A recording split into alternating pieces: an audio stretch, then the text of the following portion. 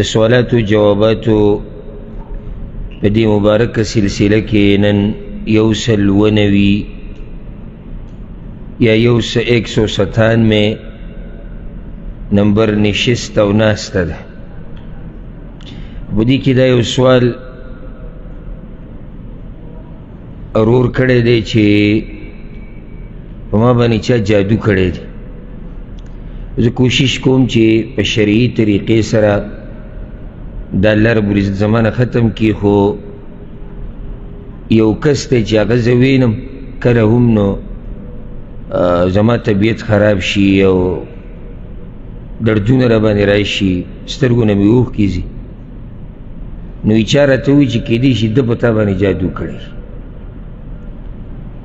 ځکه چې بعض خلک وایي چې څوک په چا باندې جادو وکړي او هغه بیا ته وینې نو په سړي باندې اثر کوي. دا خبره حقیقت لري او که نه؟ الجواب، اول خو دا خبره یاده کوي چې زمونږ طرفونو ته په ما باندې چا څه کړي دي دا جمله ډېره استعمالېږي، او دا کله حقیقت ومي کله دروغ ومي. حقیقت داسې دی چې کله بېدیني ډېرېږي که نه، نو هلته کوډې منترې جادو غلطه نظریه غلطه عقیده دا خورېږي. لکه اوس یو سړی ځي په یو مسلمان باندې کوډې کوي، جادو کوي، دې دپاره چې د ده کور تباه شي، د ده کاروبار ختم شي، دی بیمار شي. سوچ وکړئ چې دا سړی د ایمان په کومه مرتبه کې دی.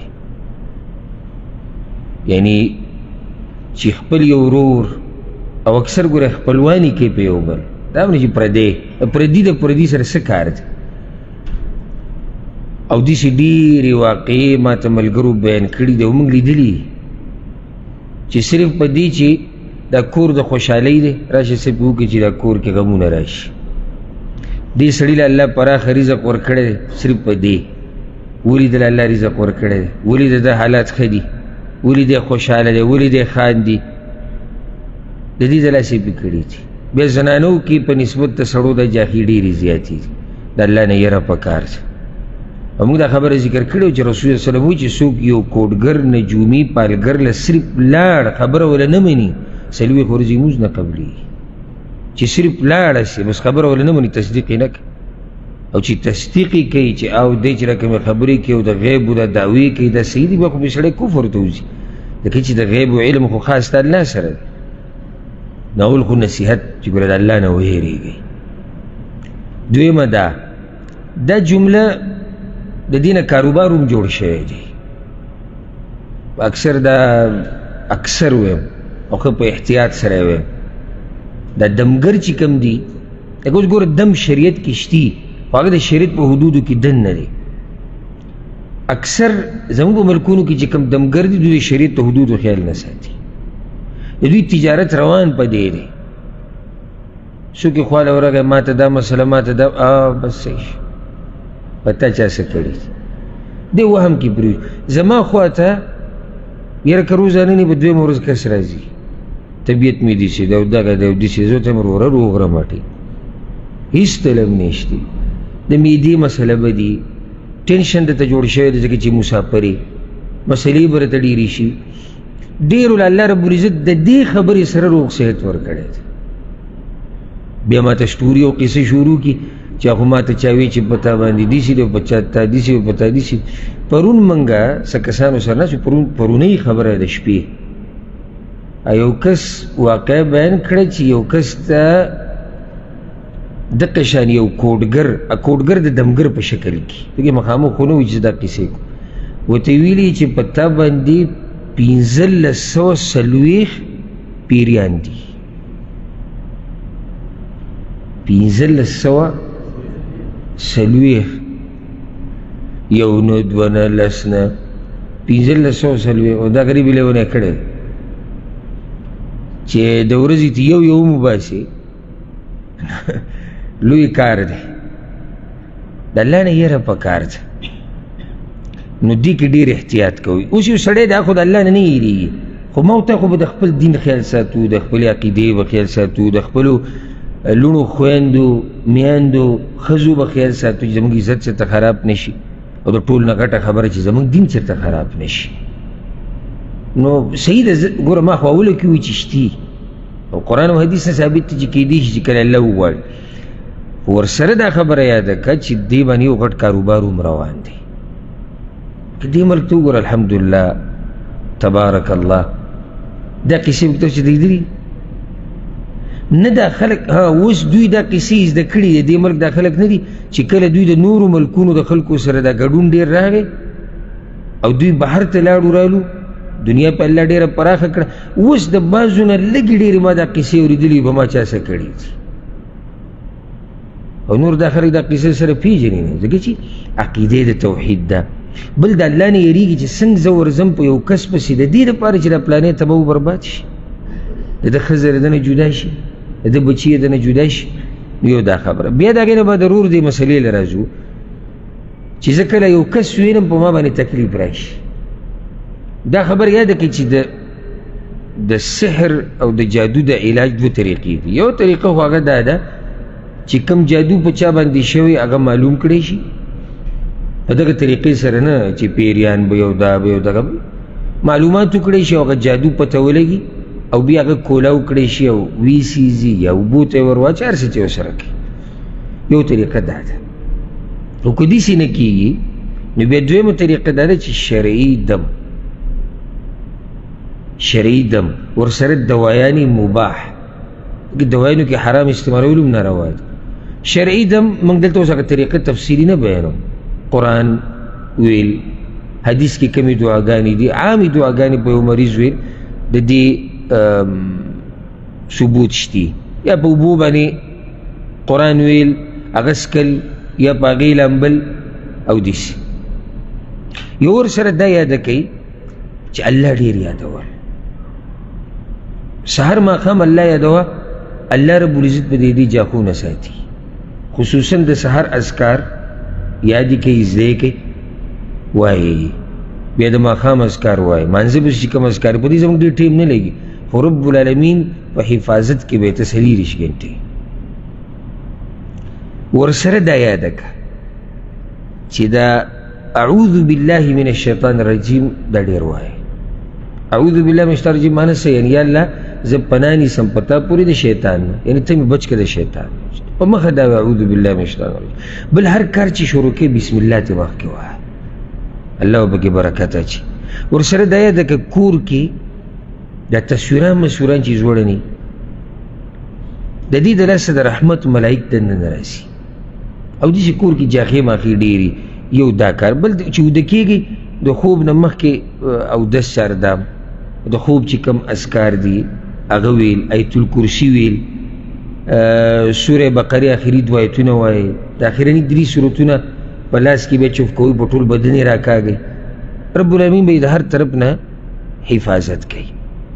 او هیڅ حرج په دې کې نشته چې تا ته پته لري چې پلانې دم اچي د شریعت په حدودو کې دننه تقوادار سړی دی او ته د هغه خواله ورشي، خو چې عقیده صحیح، عقیده برابري. خو اوس دا مسله چې زه دغه کس وینم په ما باندې څه چل کېږي، نو ګوره دا یاده کړئ چې په شریعت کې دا مسله نه ده ثابته چې چا په چا باندې جادو کړی، نو که دغه کس دی ویني دا چا چې دا جرم کړی دی نو په هغه باندې څه چل کېږي، تکلیف راځي، داسې دلیل نشته. الا بعض هغه کسان چې په دې دم درود کې تجربه ډېره ده، هغوی دا خبره کوي کیدی شي چې یو کس په بل کس باندې جادو کو، هغه کله د ده مخې له ورشي نو په هغه باندې تکلیف ډېر شي. دا کیدی شي، خو خبره بیا هم کیدی شي کېده. ورسره دې کې ډېر احتیاط پکار دی، لکه په دې سره موږ په چا دعوه نشو کولی چې ده په ما جادو کړی، بیا مسله ډېره ورانه شي. لکه اوس یو سړی دی ته ورسره میلاو شوې او په خېټه یې ډېر شو، طبیعت یې خراب شو، بیهوشي د باندې راله، ډایرکټ دعوه کوي چې دې سړي په ما څه کړي، دا مناسب نه دي. ځکه چې د هغې دپاره که یو څوک دا ثابتوي چې پلاني په ما باندې جادو کړی دی، نو د هغې دپاره دوه خبرې لازم دي. یو دا چې دا سړی په خپله اقرار وکړي چې او ما په ده جادو کړی بیا خو ثابته شو. او که دغه نه نو دوه رښتیني ګواهان چې او موږ په خپله دغه کس لیدلی دی چې ده په ده باندې جادو کړی دی. او که داسې شي نو بیا به خبره ډېره ورانه شي ځکه چې هېڅ پته نه لګي. یو کس تا خواله راغی ښه دینداره کس دی ښه روغ کس دی هغه دا قیسو کې نه دی او په دې د چا باندې چې جادو شوی دی کوډې پې شوي دي په داسې اثرات داسې رالو چې تکلیف یې ډېر شو او ډایرکټ دغه مخامخ سړی رانیسه نو دا به ظلم به پکې وشي که نه کېږي پکې ظلم به وشي. الله رب العزت چې موږ ټول د دې کوډونه جادونه د هر قسمه شر نه دی الله موږ ټول وساتي او په چا چې دا شوي دي رب العالمین د هغوی له روغ صحت ورکړي. دا یو روغ ډېر ښکلی سوال کړی دی وایي تاسو حدیث ذکر کړی د موږ یو بیان کې اورېدلی دی چې رسول وسلم وایي چې څوک د شپې په خوب کې راپاسي او دا ذکر ووایي لا اله الا الله وحده لا شریک له له الملک وله الحمد وهو على كل شيء قدیر الحمد لله وسبحان الله ولا اله الا الله والله اکبر ولا حول ولا قوة الا بالله او بیا دی وایي چې اللهم اغفر لي یا الله ما وبخه یا دعا وغواړي الله وله دعا قبلوي او که اودس چا دا مو وکړو او مونځ یې وکړو الله وله مونځ قبلوي. سوال اوس دا دی چې دا به په دې ترتیب باندې لازم وي که نه مخکې وروستو کولی شي ځکه چې حدیث کې ترتیب څه دی مخکې دا ذکر دی بیا پسې دعا غوښته دي یا اللهم اغفر لي ویل بیا اودس چاردام دی او بیا مونځ دی د مونځ به الله قبلوي. دا ترتیب داسې دی که نه مخکې وروستو کولی شو لکه یو سړی راپاڅېد اودس چاردام یې وکړو. اول خو دا یاده کوي چې دا حدیث صحیح حدیث دی په صحیح بخاري کې دی د عباده بن صامت رضی الله عنه روایت دی من تعار من اللیل چې څوک د شپې راپاڅېد او بیا دا ورسره فایده یاده کوي چې د شپې چې راپاسي د خوب نه د دوه قسمه خلک دي او دا حدیث د چا دپاره په دې ځانې پوه کړي.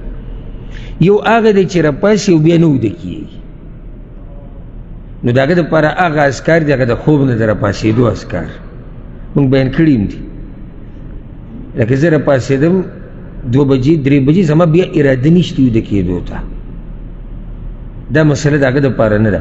یو هغه دی چې راپاڅېدو او بیا وده کېدو غواړي نو دا مطلب د من تعار من اللیل څوک د شپې راپاڅېد سترګې کولاو شو خو لا اراده یې شتي ده خوب نو دی به دا ذکر د ده دپاره مستحب دی چې ووایي او ډېر کمال والا ذکر دی چې په دې پسې د الله نه څه غواړي الله یې درته درکوي. دا وظیفه ما بعضو کسانو ته خوري ده خو مزې وله نه ورکړي ځکه چې زموږ داسې دا وظیفې ده مستند د شیطان انسان ته په زړه کې اچوي چې نه دا نه هغه بله هغه 80,000 پیري هغه 100,000 پیري هغه مشین چې رسره لاس کې او ټکه ټکه ټکه ټکه ټکه کې یا رسره تسبیح یا هډوکي او باغې شمار کې د هغې مزه وي ځان لري ولې لکه هغه هم دا سړی د عبادت په نیت کوي که نه او دا مې عبادت دی ولې هغه یو ده ته ښایسته ښکاري دا ورته ګران ښکاري ځکه چې شیطان هغه هسې بدعت دی او بدعت خو مردود دی الټه ته ګناهګارېږي نو شیطان تا ته بدعت ښایسته کوي خو هغه عمل درته نه ښایسته کوي کوم چې د رسول وسلم نه ثابت دی. لکه اوس ته راشي ما پسې چې زما بچي نه کي څه وظیفه زه راته یم ګوره که د شپې دې سترګې کولاو شوې که نه دا ذکر به ووایې بیا به د الله نه وغواړي چې یا الله ماله بچي راکړه نو که ورپسې طاقت ته یو اودس چاردام وکړي 2 رکعته لمونځ وکړه په دې مانځه کې هم د الله نه وغواړه او دا ګرنټي دله زه نه در کوم رسول الله وسلم وایي استجیب له الله به د ده دعا قبلوي. څه خیال دې وظیفې باره کې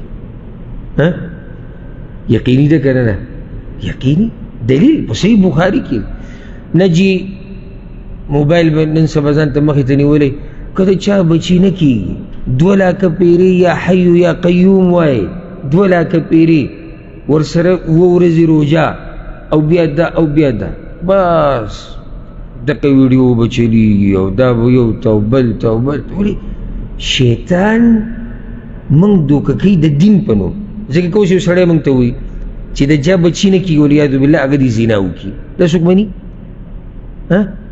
دا خو نه مني که نه لکه چې صفا وایي دا ګناه ده خو چې بچي نه کېږي 1 لاک پیرې دا ووایه نو دا خو دې عامي ته چې علم ورسره نشته هغه ته خو دا دین ښکاري، نو بیا به مني که نه به مني. نو دا وظیفه ورسره یاده کړي، او دا ذکر به انشاءالله تاسو ته یاد وي. چا ته یاد؟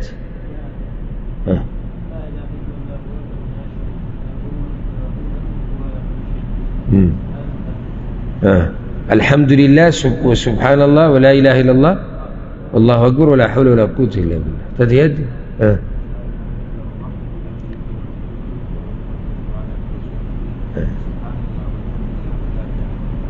والله اكبر ولا حول ولا قوه الا بالله. ډیر آسان ذکر دی، ملایږي په ډیر څه. اکثر ګوره زمونږ خوب کې سړی راپاسي، یعنی دی ته نه وي چې منډه ووه، منډه پکې شته یا راپاسه او دا کټ اوچت که پشای که که دا پکې ویم هم به اسانه وی، ځکه چې ستا حاجتونه پوره کوي الله رب العزت. او نه دغه کټ کې او دغه طلایي کې شروع که لا اله الا الله وحده لا شریک له له الملک وله الحمد وهو على كل شيء قدیر، الحمد لله وسبحان الله ولا اله الا الله والله اکبر ولا حول ولا قوه الا بالله. او بیا الله ته څه ووایه چې څه ترې غواړي. نو که طاقت ته پکې پاسه او 10 4 وکړو، 2 رکعاته لمونځ وکړه، خبره دې ډېره مضبوطه شوه. خو دا ورور وایي ترتیب، نو حدیث کې خو دا ترتیب راغلی دی، او چې څومره په هغه طریقه عمل وکړي، کومه طریقه چې د رسول صلی الله علیه وسلم نه ثابته وي، دا ډېره غوره ده. خو که څوک دې دعا کې مخکې والی وروسته والی وکړي، هغه داسې یو سړی دی راپاسې د ذکر خو به ته به دقه ټایم کوي، ذکر کې خو بله خبره نشته، صحیح شو. او دې پاسې د اودس چارده مې وکړو، لکه دعا یې ونه غوښته، اودس چارده مې وکړو، مونځ یې وکړو، او په مانځه کې بیا دعاګانې د الله نه وغوښتې، یا مونځ یې ختم کړو د هغې نه بعد یې دعاګانې وغوښتې، نو امید دی انشاءالله چې دله به الله رب العزت دعا قبلوي. ځکه چې دعا غوښته مقصد دی، که هغه ته د مانځه نه مخکې غواړي، که د مانځه په دوران کې غواړي، او که د مانځه نه بعد غواړي. او دغه داسې یو سوال د شیخ العلامه ابن باز رحمه الله نه هم شی، هغه هم دغه جواب ورکړی چې غوره طریقه دا ده چې ته د حدیث په دې ترتیب باندې عمل وکړي، خو که داسې دې ونه کړو، دغه ذکر دې وکړو، بیا دې اودس چارده مو وکړو، مونځ دې کوو، د مانځه په منځ کې یا د مانځه نه بعد دعا غواړي، هم الله رب العزت یې قبلوي. نو په دې عمل کوئ او یاد یې کوئ او نوټ یې کوئ، ځکه چې ډېر فایده مند ذکر دی. زما او ستا فایده پکې ده، دنیا فایده هم ده، د آخرت هم ده. الله رب العزت دې موږ له د عمل کولو توفیق راکړي. دا ورو سوال کړی دی، ډېر عجیبه سوال دی. وایي ما سره یو شیعه رافضي کیني پاسي، او هغه ډېر اعتراضات لري په دین باندې، خصوصا په عایشه رضی الله عنها باندې، د هغې پلار ابوبکر او حفصه رضی الله عنها او د هغې پلار عمر، د دوی سره بلکل د دوی نه لګي. نو هغه ماته یو شبهه پیش کړې ده او زه یې کشمکش کې اچولی یم. ورسره دا یاده کوي، ځینې مخکې چې شبهه پیش کړو، د شبهو د حل کولو طریقه دا وي چې ته اهل علم ته واپس شي، ګډوډ کېږه مه چې په دین د ایمان راوړی دی که نه، دې کې هېڅ نقصان نشته. خو چې کله یو خبرې سره ته ګډوډ شوې، ته پې نه یې پوه، ستا د علم کمی دی که نه د دین کمی دی. اوس دې شبهې ته غوږ کېږدئ، تاسو به حیران شئ. شبهه دا ده، وایي راته وایي چې ستاسو په کتابونو کې دا حدیث دی چې یو کس راغی د عایشه رضی الله عنها کره میلمه شو د هغوی کور کې، بیا هغه په سبا له شپې تېره کړه، بیا خپله کپړه یې انځله، کومو کپړو کې چې وده شوی و هغه یې انځلې، ځکه چې غسل پې لازم شوی و، هغه اثرات ولیدو په کپړو باندې، نو بیا لګیا و خپلې کپړې انځلې. وی عایشه رضی الله عنها ورته وی چې ګوره صرف دغه ځای به دې انځلی و، ټوله کپړه به دې نه انځله، یوه. او دویم، ما د رسول صلی الله علیه وسلم د کپړو نه دا په لاسونو هم ګرولې ده، چې کله ټینګي نو بیا ګرولی هم شي، اثرات یې ختم شي، او که نه ګرول نه کېږي نو بیا به انځي، خو دغه ځای وینځه. نو اوس اعتراض څه دی؟ اعتراض وی دا دی، عایشه رضی الله عنها ته څنګه پته ولګېده چې دې سړي ته احتلام شوی دی؟ والعیاذ بالله. دا د هغوی دلالت کوي چې د هغوی په زړونو کې څه پراته دي. عایشه رضی الله عنها ته څنګه پته ولګېده؟ اولنی سوال دا دی. دویمه دا چې دې سړي چې په اوبو کې کپړه وواله او ټوله کپړه یې وینځله، خو بس ته صفا شوه، نو دې ورته سره دا تفصیل کو چې نه دا به دې داسې کړه او رسول وسلم به داسې کو. درېیمه عایشه رضی الله عنها ولې د یو سړي سره دا خبرې کوي او صحابه کرام شته، هغوی به ورته دا مسله خو وکړه. د دې څه ضرورت شو چې دا خبره کوي؟ دا شبهه ده. د دې به تاسو جواب ورکوئ. دا کوم چې ځان ته داسې په زړه کې وایي چې زه د ابن حجر نه څه کم نه یم یا زه فلاني شیخ نه څه کم نه یم، ګیر هم زما شتې، مسواک زما سره 1.5 میټري. بیان کتاب به راوالو بیا ګورو که دې به سته کوم کتاب راځي چې الماري کې اوس 2-3 کتابه پراته او په دې پسې کوم کتاب ګوري؟ نه نن سبا خو ګوګل راوته، ګوګل کې وګوره. ځه په دې کې ته ګوګل څه پسې ګورې په ګوګل کې؟ لازم به ته اهل علم ته واپس کېږي. دین د علماو نه بغیر نه زموږ دنیا چلېږي نه زموږ دین چلېږي. که نه غلطه مې وکړه؟ نو جواب د دې یاد که ښه مطمئن اوسه. اول دا خبره یاده که چې د مسلمان خوی دا دی چې دی به په مسلمان بدګماني نه کوي. او بیا د رسول وسلم په بیبیانو زه تاسو سره کښېنم، ستاسو ته دین ښیم، ستاسو خیرخواه، زه په منځ کې یو ربط جوړ شوی دی.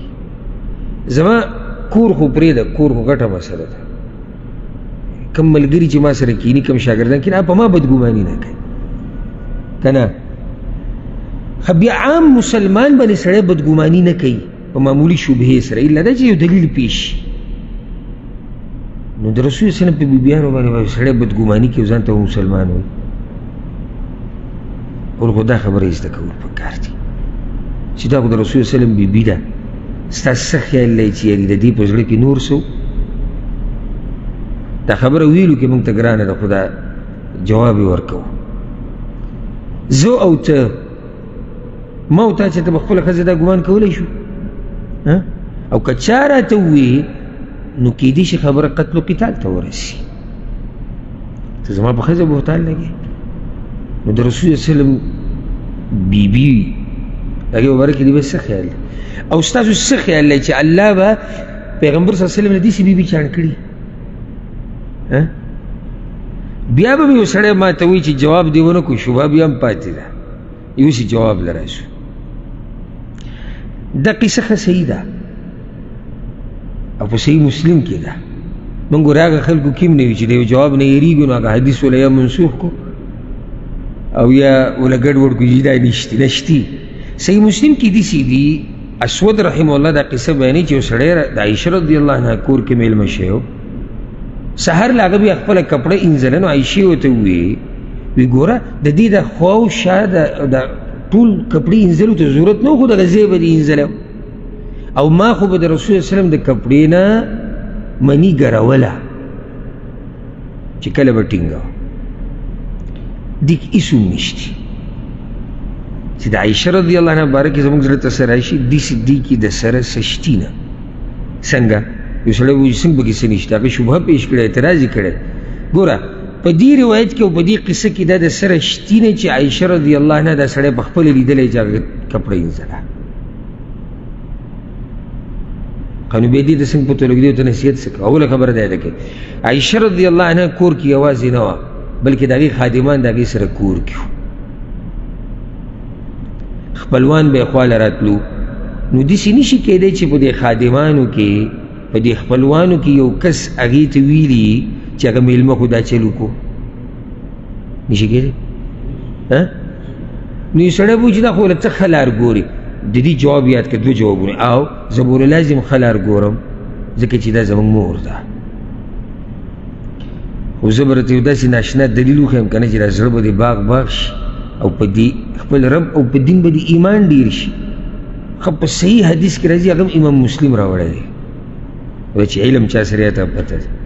هغې کې دا دي عبدالله ابن شهاب الخولاني وی خدا کس څوک و هغه دغه شپې چې کړی و د ده نه دا قصه اورو چې دی څه وایي وی زه د عایشه رضی الله عنها کور کې وم میلمه شوی ومه فاحتلمت فی ثوبیه نو زما احتلام راته دی وشو خوب کې د خپلو کپړو کې فغمستهما فی الماء نو ما هغه دواړه کپړې په اوبو کې ډوبې کړې ویې مینځلې ټولې کپړې فرأتني جاریه لعائشه نو د عایشې سره یو خادمه و هغې زه ولیده عایشې سره خادمه و کور کې هغې زه ولیدم چې دې کپړې وینځي فاخبرتها لاړه عایشې ته وویل رضی الله عنها چې داسې قصه د میلمه سره شوې ده ټولې کپړې وینځلې فبعثت الی عائشه نو عایشې ما پسې دا خادمه راولېږله او راته یې دغه خبره وکړه چې ګوره ټولو کپړو وینځلو ته څه ضرورت و رأیتو وی ما ورته وایي چې یعنې ورته ووایه چې اودس غسل پې لازم شوی دی وی راپسې بیا راولېږله چې که اودس د باندې غسل د باندې هم لازم شوی دی خو دغه ځای وینځه بس او ما خو به د رسول صلی الله علیه وسلم چې و ما به دا چل کوم سم خیال دی هغې به خپله لیدلی نه دی لیدلی ښه بله مسله دا یاده که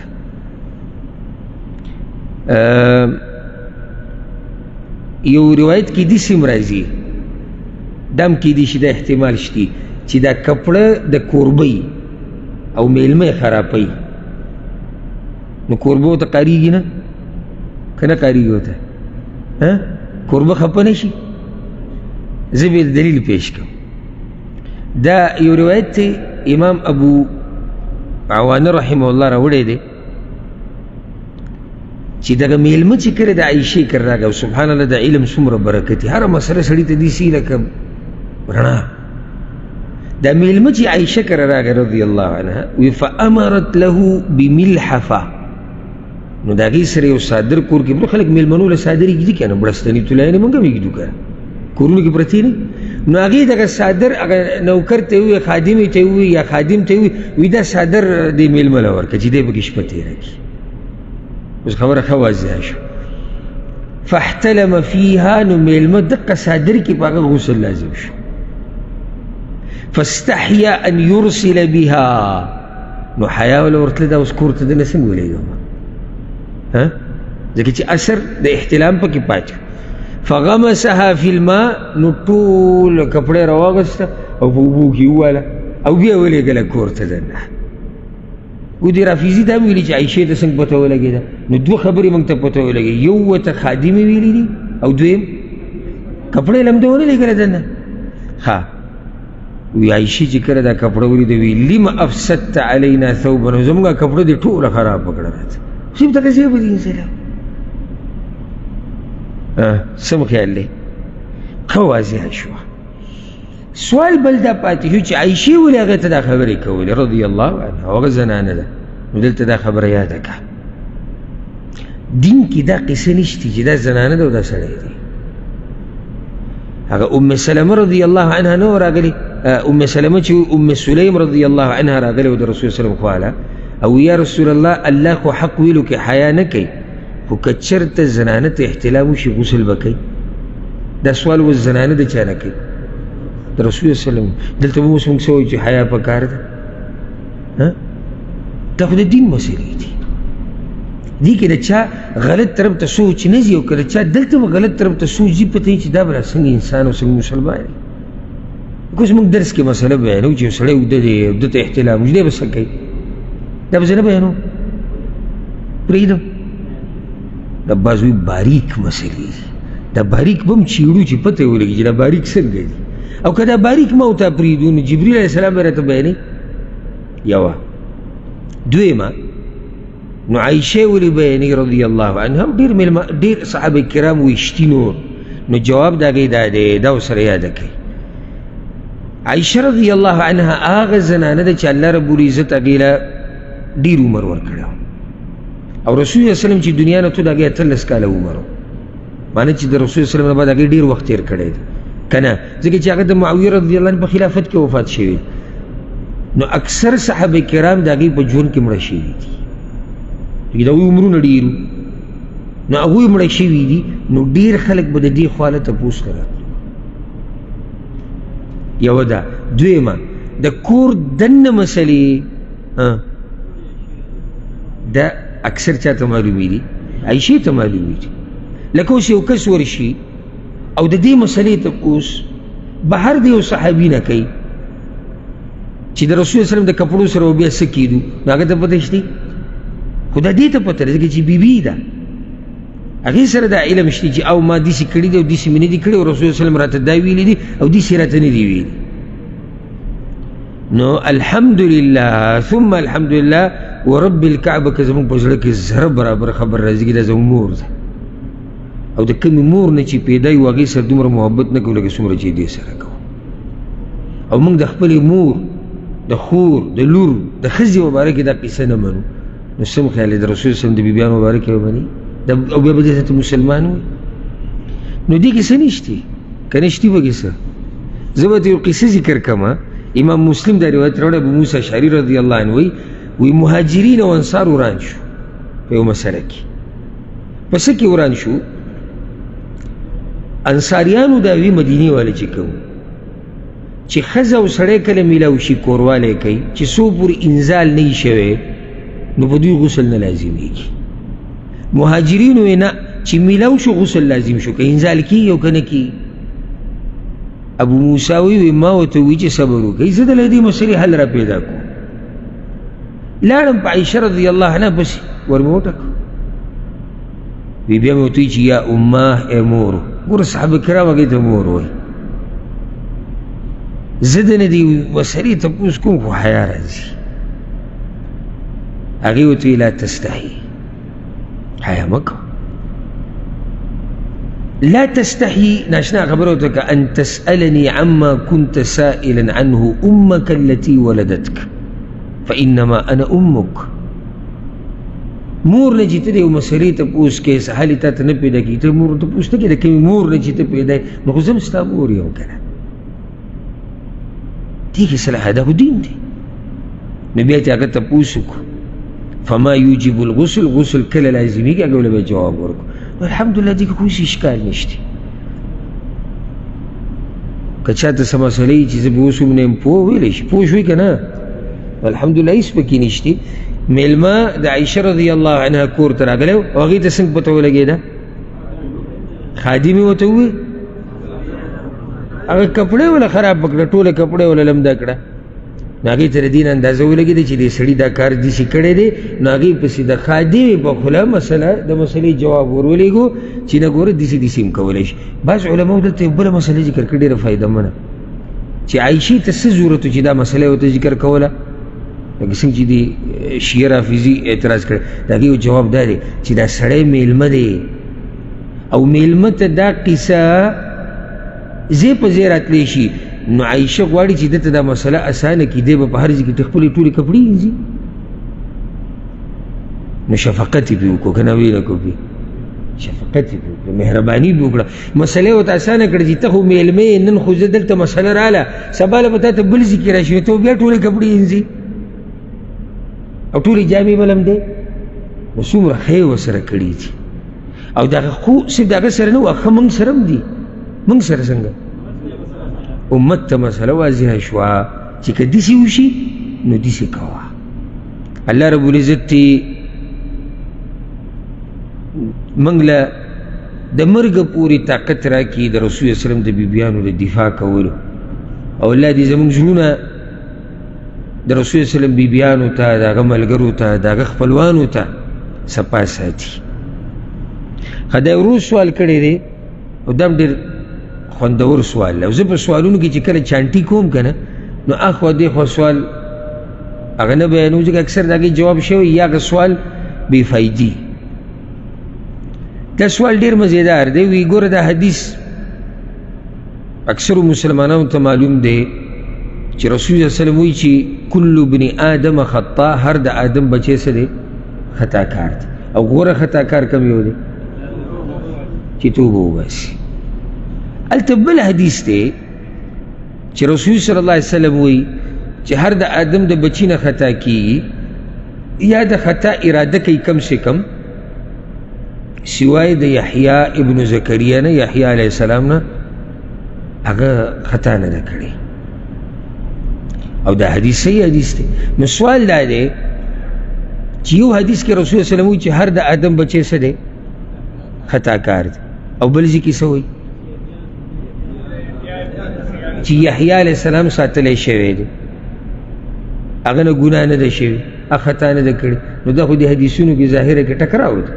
نو جواب د دې مسئلې هغه دا دی چې الحمدلله هېڅ ټکراو پکې نشته. حدیث کې دا دی چې کل ابن آدم خطا، هر د آدم بچی خطا کار دی، و خیر الخطائین التوابون. اگر که د علماء پکې اختلاف دی، خو بعض علما دې حدیث ته صحیح وي. بل حدیث کې دا دی، او دا امام احمد راوړی دی، ما من احد من ولد آدم الا قد اخطا. د آدم هر بچی نه خطا شوی ده یا اراده کم سے کم کړی ده. لیس یحیی ابن زکریا، سوای د یحیی علیه السلام. نو دی حدیث کې د علماء اختلاف ته، خو بعضې صحیح کوي. موږ به ووایو چې حدیث صحیح دی.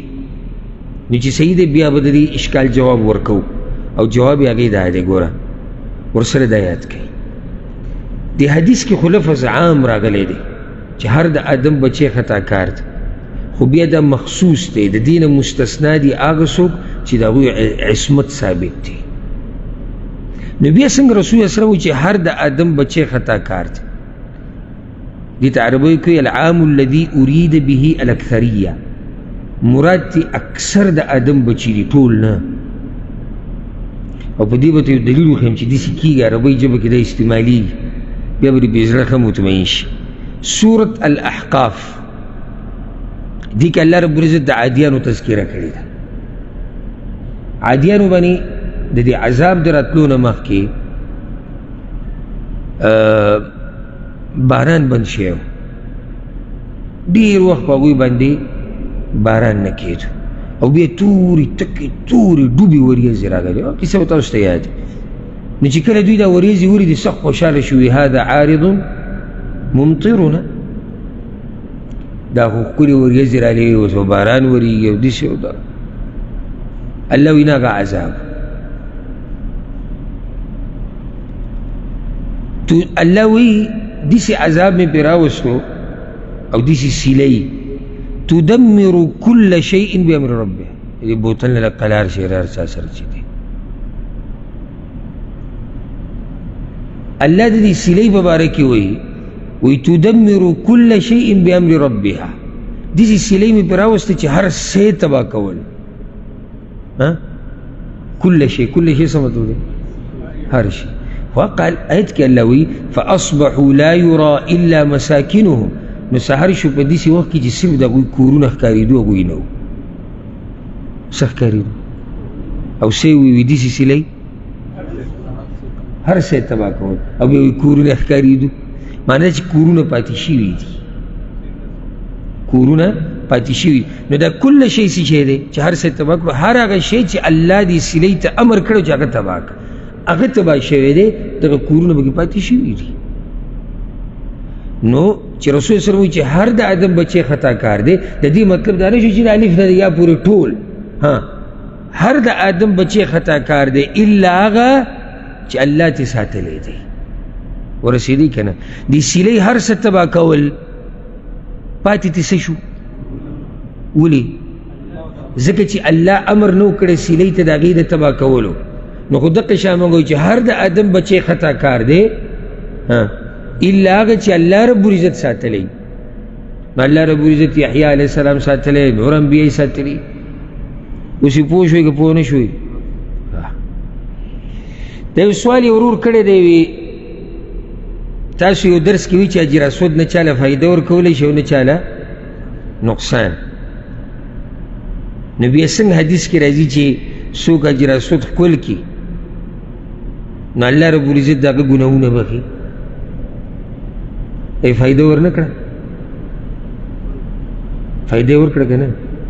که نه یې ده ورکړې؟ نو د دې به څه جواب کوئ بیا؟ ځکه ته موږ وایو چې کله نا کله خیر دی، کله نا کله د علم په مجالسو کې کښېنئ، لږ وخت ورکوئ او دا احسان کوئ په ځان باندې چې داسې په رڼا کې ژوند تېر کړي، په رڼا کې.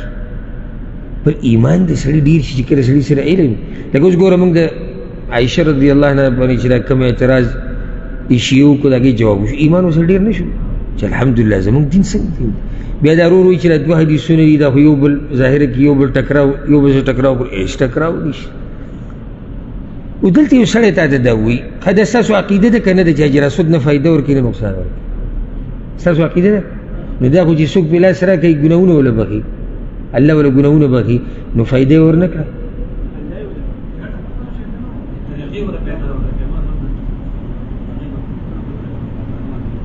جواب دا درې رونو جواب راکو همدقه شان دی خو زه یې ته وضاحت کوم ګوره دا خبره سید عمر رضی الله عنه باره کې راځي صحیح بخاري صحیح مسلم کې دی چې هغه حجر اسود د یو ورځ راغی طواف دوران کې ورته ویل انی اعلم انک حجر ما ته پته چې ته کاڼی بس لا تضر ولا تنفع نه چاله فایده ورکولی شي نه نقصان ورکولی شي دا زموږ عقیده ده په کاڼي کې نه فایده شته نه نقصان نو بیا ولې ولاړې دلته وایي که ما رسول الله وسلم نه وی لیدلی یقبلک ما قبلتک چې ته یې ښکلولې ما هم ته نه ښکلولې نو د عمر رضی دا خبره چې ده غلطه ده که صحیح ده صحیح ده نو بیا به یو کس تا ته دا وایي چې حدیث کې خدا راځي امام ترمذي ویلي دي چې ان مسحهما کفارة للخطایا چې څوک دا حجر اسود مسح کي الله رب العزت یې ګناهونه ریجوي نو دا خو یې فایده ورکړه او ته وایې چې فایده نشي ورکولی نو یاد یې کړه زموږ دا ورور او چې چا زړه کې چې دا اشکال دی هغه اصل کې په دې مسله پوه شوی نه دی دا کاڼې مسح کول سبب دی د ګناهونو د ریجېدو سبب دی ته منزله راشي کور کې د اودس وکړو بیا راغلې لمونځ دې وکړو په هر قدم تا ته نیکي میلاویږي ګناهونه دې نه ریږي بیا لمونځ دې وکړو څومره اجرونه تا وګټل که نه دا اجر دومره ګټل او دا ګناهونه ریږي د دې سبب څه لمونځ کول دا سړی ده چې په حجر اسود باندې لاس راکاږي یا یې ښکل کړي یا یې مسح کړي او الله رب العزت د ده ګناهونه ریږي نو صرف دا کاڼې مسح کول یو سبب دی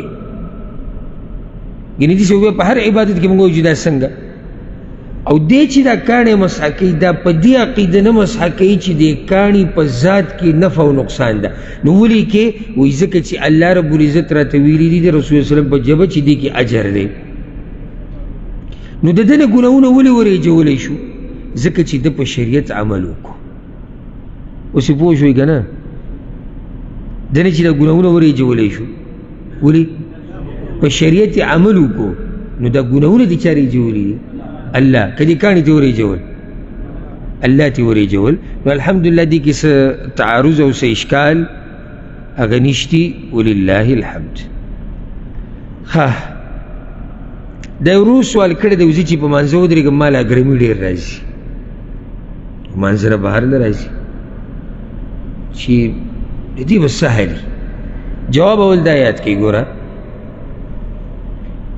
الله رب العزت د هغه مؤمنانو شان قرآن کې بیان کړی دی چې هغوی په منځه کې په خشوع سره ولاړي قد افلح المؤمنون الذين هم في صلاتهم خاشعون خشوع او رسول صلی الله علیه وسلم هم د دې باره کې خبره کړې او بیا رسول صلی الله علیه وسلم دا خبره هم ذکر کړې چې یو خاص قسم شیطان دی چې هغه په انسان باندې دا لمونځ خرابوي ستا څه خیال دی چې ته په منځ کې ولاړې د الله سره به دې رابطه مضبوطې تلاوتونه به کوې جړاګانې به کوې دعاګانې به غواړې او شیطان به ته بري ښکلی مثال به دا والا اوس موږ دلته درس کې ناست یو څه کم ګنټه زموږ درسي که د دې په ځای موږ یو 10 ګنټې بهر باغچه کې کښېنو څه مو خیال دی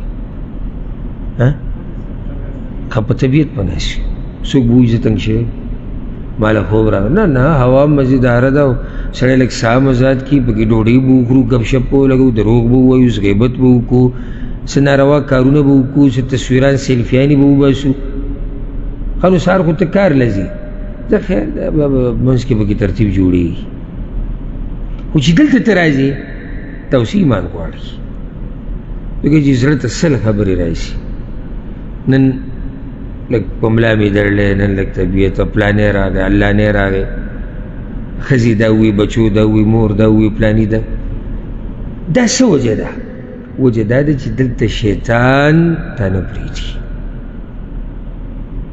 نو مونځ کې چې اګرمي تا نه راځي خیال م کړی قرآن تلاوت سړی شروع کړي اګرمي راځي دا قرآن بند که فیسبوک کولاو که بیا دې تل اګرمي راشي سترګې داسې سرې شوي لکه وینه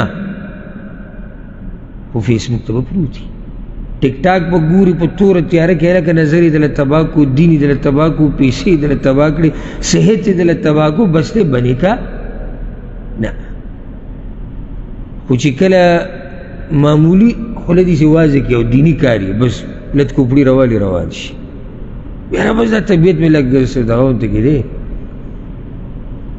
شیطان ته داسې په ارام کو نه پرېږدي ته څه وایې چې لکه شیطان به تا داسې وټپوي چې شاباش منزله ښه زور ورکه نه زما او ستا اصل کې مقابله روانه ده شیطان سره او دې شیطان کله چې زموږ نیکه آدم علیه السلام پیدا کېدو په هغه وخت کې الله سره قسم یې خوړلی او الله ته یې ویلو وایي زه به دوی د نیکې لارې نه اړم زما او ستا مقابله ده د داسې شیطان سره چې هغه ښه سپا ویلی چې زه به یې ګمراه کوم خو په موږ کې ډېر کمقلان داسې دي چې په دغه دشمنۍ پوه شوي نه دي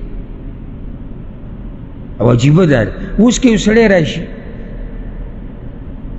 سړی راشي یو زموږ په کور حمله کوي ډاکو دی غلی قاتل دی ته به څه کوې ګورې به خاندې به دفاع به کوې او کیدی شي څه شي کیدی شي په دفاع کې څه شي مړ شي هېڅ خبر نه مړ دی شي دنه بچی دی دنه ښځه ده زما کور دی مال دی جیداد دی څنګه شریعت وموي چې دا سړی شهید دی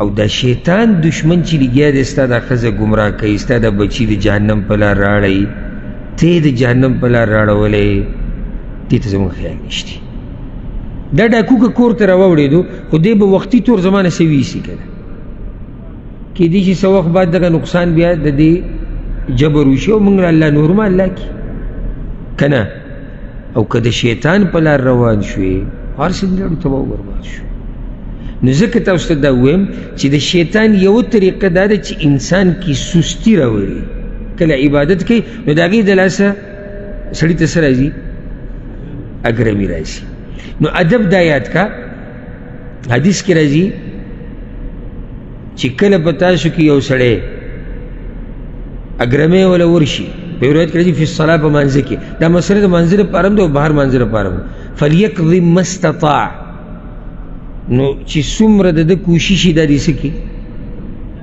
بند یې کړي ختمولی شي نشي موږ یې یعنې بندولی شو کنټرولولی شو خو بلکل یې ختمولی نه شو دا مطلب دی د حدیث لکه یو سړي له اګرمۍ راغی دې سره څه کوې که ته په غاښونو زور هم کړي بیا هم کېږي خو دننه وشي که نه نو تا ته رسول سلم دا نه دي ویلي چې جړلې نه ختم کا خو نه ختموي کار وشو خو تا ته وایي چې حتی اوسه کوشش وکړه کنټرول یې کړه ابا خوله به وایي یاره دومره پې سړی بدکاري کوي که دا چل دي زما په مجلس کې وکړو زما په بیټک کې وکړو زه دا خپله بې ادبي ګڼم او که ستا په بیټک کې چا وکړو ته به بې ادبي نه ګڼې الا هغه چې څوک په خپله دې کې واقعي نو هغه وایي ځه هسې زموږ د پارټۍ سړی دی خو چې سړیتوب پکې او دا ادب ورته یادي او د هغه په مجلس کې دا چل وکړو پې خفه کېږي نو چې الله مخې ته یې کوې بې ادبي به نه یا اډرکې اوس ته د یو کس سره خبرې کوي او دا خوله ته داسې واضح کوي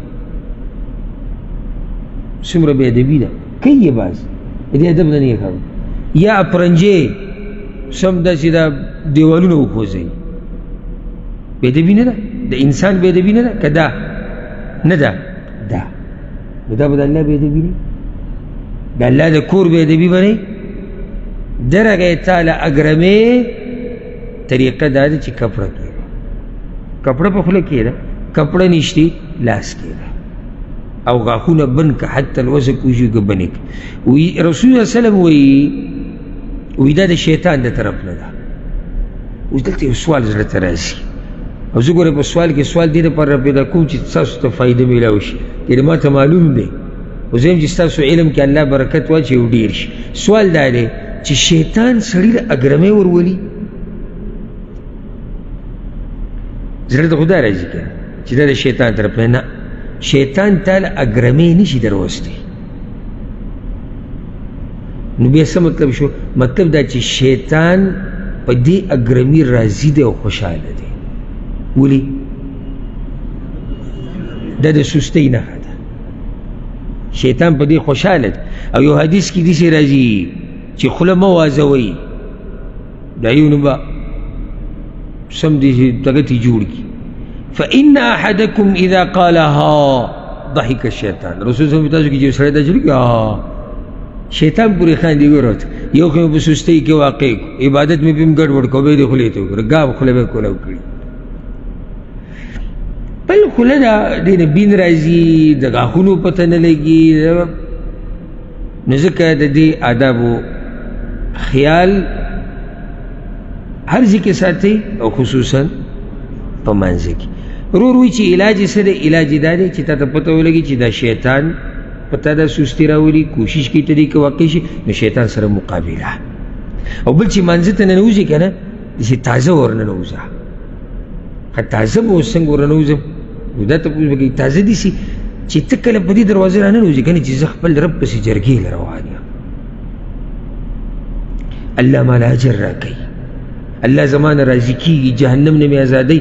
چې دا ټولې خبرې ستا مخې ته یي که نه نو په تا به سستي نه راځي. خو چې ته منظره دې سره روان یې او ګړۍ ته ګوري چې اوس څو منټه پاتې دي ودرېدو ته، او دا که دا امام ودرېدو نو چې دی به ګوره اوږد تلاوت کوي که دی به لنډ کوي.